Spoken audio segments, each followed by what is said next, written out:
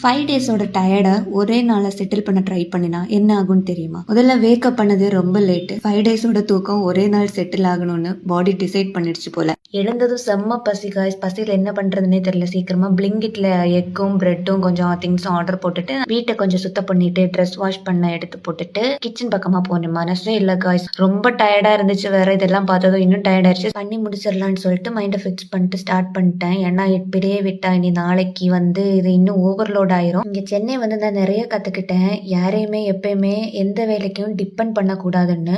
ஏன்னா டிபெண்ட் பண்ணி இருந்தோம்னா நம்மளோட விஷயம் அந்த நாளைக்கு ஆகாம போயிடும். டிபெண்ட் பண்ணி என்னோட ஒரு சில விஷயங்கள் எல்லாம் எனக்கு கிடைக்காம போயிருக்கு. ஸோ உங்களால முடிஞ்ச அளவுக்கு எல்லாமே ட்ரை பண்ணுங்க. எல்லாத்தையும் கத்துக்கோங்க. நீங்களே கத்துக்கோங்க. என்னோட முதல் ஒர்க் பிளேஸ்ல ஸ்டார்டிங் டைம்ல நான் நல்லா டிபெண்ட் பண்ணியிருப்பேன். இல்லை அவங்க பார்த்துப்பாங்கன்னு. அதனால நான் ரொம்ப சஃபர் ஆனேன்.